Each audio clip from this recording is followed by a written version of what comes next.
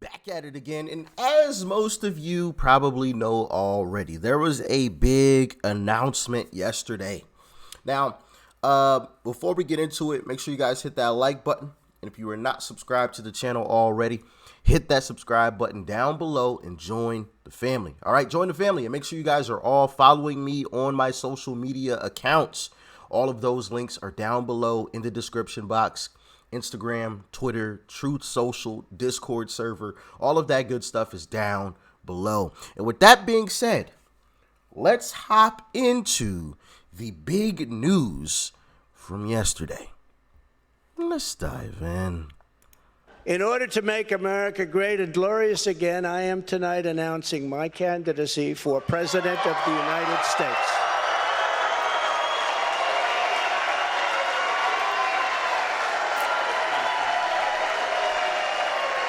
He's back.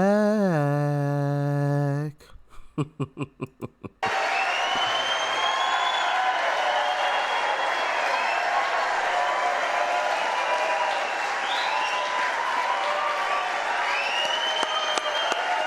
you, kids. Thank you. All of you. Thank you. Thank you. So many incredible friends and family here tonight. It's such a beautiful thing. Some people say, how do you speak before so many people all the time? When there's love in the room, it's really easy, if you want to know the truth. It really is. You ought to try it sometime. Together, we will be taking on the most corrupt forces and entrenched interests imaginable. Our country is in a horrible state. We're in grave trouble. This is not a task for a politician or a conventional candidate. This is a task for a great movement that embodies the courage, confidence, and the spirit of the American people. This is a movement. This is not for any one individual. This is a job for tens of millions of proud people working together from all across the land and from all walks of life, young and old, black and white, Hispanic and Asian, many of whom we have brought together for the very, very first time. If you look at the numbers, if you look at what's happened with Hispanic, with African American, with Asian, and just look at what's happening. This is a party that has become much bigger, much stronger, much more powerful, can do much more good for our country. This is a job for grandmothers and construction workers, firefighters, builders, teachers, doctors, and farmers who cannot stay quiet any longer. You can't stay quiet any longer. You're angry about what's happening to our country. Our country is being destroyed before your very eyes. It sure is. It's a job for every aspiring young person and every hard-working parent, for every entrepreneur and underappreciated police officer who is ready to shout for safety in America. The police are being treated so badly. These are great people. They can straighten out the crime. They're the ones that know how to do it. We have to give them back their respect and their dignity. Absolutely. Absolutely. This will not be my campaign. This will be our campaign all together. I love it. I love it. I love it. I love it. I love it. So I mean, listen. Now I know the entire speech is a whole lot longer than that. I personally haven't watched the entire speech. That's basically been the only bit that I have seen thus far. And whoo, if the entire speech is that darn good, man, that's exciting news. That is exciting because, you know, there's a few things that I think have to be done if Trump is going to win. One is unity. One is unity in the party, right? You got people like I spoke about Lindsey Graham, who I personally feel, and a lot of you guys agreed, you know, because when it happened, I didn't want to dive too deeply into it because I wasn't sure. You know, I'm still fairly new, right? But then at the end of the day, I'm like, a spade is a spade. If it walks like a duck and it quacks like a duck, it more than likely is a duck. When Lindsey Graham tried to drop a nationwide ban on abortion 3 weeks before midterms, knowing the climate on abortion, knowing everything surrounding it, and that Democrats were rallying behind that issue. I was like, is he intentionally trying to sabotage the party? When you have people like Mitch McConnell, who, and listen, I get it. Somebody said it's not Mitch McConnell's job to inspire people. Sure. Technically, yeah, you may be right. But with everything at stake, with everything that's going on, that has to be part of your occupation at this point. If you're going to be in that position, you have to be a leader. And a leader doesn't sit back and shy away from the cameras. I mean, let's keep it real. And I asked y'all this just yesterday. When's the last time you seen Mitch? I'll wait. Exactly. You literally have to go searching to find Mitch. Do you have to search to find Nancy? Didn't think so. See her just about every single day. Twice on Sunday. I mean, it's crazy. She's everywhere. What about Chuck? You have to search to find Chuck? I just watched the video of him speaking just yesterday. Don't have to search to find that. They love standing in front of the cameras and saying what they have to say, but where's Mitch? And like I said, I get it. It's technically not his job occupation to inspire people. But with everything going on, you have to adapt. You have to be willing to change with the times, flow a little bit. Once again, you have to play the game. And once you win the game, you can make sure the game has to never be played again. But in order to get to that point, you have to play first. And that leads to my next point. Trump knows everything that's going on, right? He knows the mail-in situation has the Republicans on the ropes. Has them on the ropes. And I mean, technically, really, Republicans won the popular vote in the midterms, which is honestly quite crazy. But mail-ins are a huge, huge issue for the Republican Party. Trump knows this. So I'm sure he has a strategy to combat it, if not play the game along with it. Really, I mean, really the only thing he can do is play along with it because he can't really combat it. He has no power to. The next thing is the money. One thing that I have been learning is that money, I don't know, one of the sayings is money makes the world go round. And that is definitely true when it comes to politics.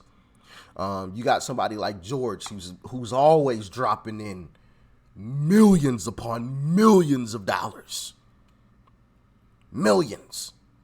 The FTX guy who allegedly scammed millions of dollars was dropping in like $40-something million for the left. 40-something mil. So another thing is Trump is going to have to empty whatever donations he's gathered up in order to win. And listen, if I remember correct, I think I remember hearing like it was some crazy amount. It was some ridiculous amount. And I think even Mitch McConnell has gotten a nice, good stockpile. But the issue is getting Mitch McConnell to get on board with that type of spending. Because I feel like Mitch, he's not going to want to do that. He cares about power, and he wants to just stay in his position and stay in power. And I think one way that Trump can unify the party is get out ahead of it and say something about unity like he kind of said in that speech. This isn't my campaign. This is our campaign, and even go a little bit further with that. Expand upon that. So when people like Mitch, when leadership in the Republican Party comes out and doesn't do what they're supposed to do, they get demonized. So it's either get demonized by Republican voters or get with it. Mitch McConnell's going to have to make a choice. And I love what Trump said in that speech, because that's another thing that, also that I want to touch on as well, is addressing the minorities. Because that's what the Democrats do very, very well. They're always addressing the minorities, always offering up free stuff, whatever. You know what I mean? So I'm happy Trump addressed the Latinos in the nation. I'm happy he directly addressed Latinos in the nation. Now he needs to continue that. He needs to continue that, right? Because that's what Democrats are going to do. You got to play the game, remember? Got to play the game. Doesn't mean you have to lie, but you have to play the, hey, minorities are included type of game that the Democrats try to play. You know what I mean? You got to play. Same thing with black folks, and he addressed black people as well. You have to do stuff like that. And that leads to the next point. I love that he addressed the youth because they made a big difference. They made a big difference in the midterms. Democrats were putting ballot boxes outside of college campuses, and these college campuses were voting left at a 96% rate.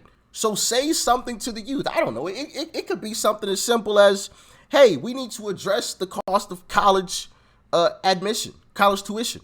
That'll catch the ear of a lot of young students. Like, oh, he's gonna try to lower the cost? I've never heard Democrats talk about that. It could be something as simple as that. But address them. Make them feel like they're included as well, which they are, obviously, but you have to make them feel like it too. Because obviously feelings are involved in everything now, So that speech was done very, very, very well. He addressed the unity aspect, right? A little bit there. As far as, it's not my campaign, it's our campaign. He addressed that. He addressed minorities by directly addressing Latino voters and black voters and even Asian voters as well, not to exclude Asians, right? He addressed the youth in this nation, which, like I said, was a big thing in the midterms. Huge. He hit all of those points, which is what I honestly was going to touch on in this video on how he could possibly win. And I'm sure he has a strategy going in. Otherwise, he wouldn't have even attempted. I know he knows the landscape. He's been watching it play out. He went through it already, So I think he's coming into this campaign a lot smarter, a lot wiser, and he definitely has a solid strategy. And I think he kind of spoke to that smarter strategy in that little segment there that we just heard. That was perfect. That was perfect. Almost couldn't have done it any better. Almost couldn't have done. The only thing he could have done better was go a little more in depth on each one of those points. That was it. But I mean, he at least touched them.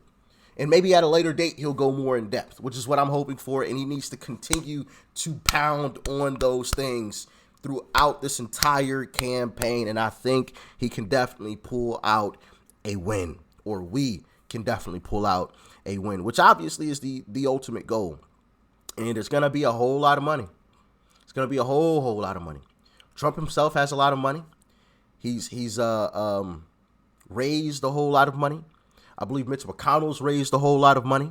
You got people like Elon Musk who are on the Republican side of things. I think Elon Musk is a Republican. He just can't say it outright. That's just my humble opinion. All right, he at least leans Republican. I'll say that. Which, I mean, obviously he's on paper the richest man in the world. So when you got him in your back pocket, and I'm sure Trump has some other billionaire friends that, can wink, wink, here you go, Trump, little something for your campaign. Because, I mean, listen, we are up against a fierce opponent. And it's going to take a lot of money. It's going to take a lot of money. It's going to take it's going to take a great campaign, which I definitely think Trump can do. But what do y'all think? Let me know in the comment section below. Do you guys think he can pull it off? I think he definitely can. Otherwise, he wouldn't have ran. I mean, think about it. Trump is a billionaire. He's well off.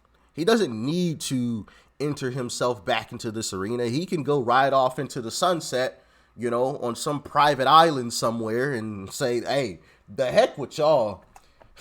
Y'all can deal with that crap over there. I'm just going to, spend the rest of my time on this island over here and just live the rest of my life out in peace. He legitimately could do that. Not only does he have the money, but he has the connections to do that. Especially now that he's been president. He knows some things that we will never know in our lifetime. That is a fact. I can guarantee you that. So I think he has a great strategy put together, and he truly thinks and believes that he can win. So let me know what y'all think in the comment section below. Like, share, comment. Hit that subscribe button before you go. Do you guys think that, I was right on some of the points that I was speaking about as far as, addressing the youth of this country, as, like the college age kind of group of folks, and addressing minorities, and then also touching on the unity aspect of the Republican Party. So when some of the establishment guys don't do their part, they look foolish in front of all the voters.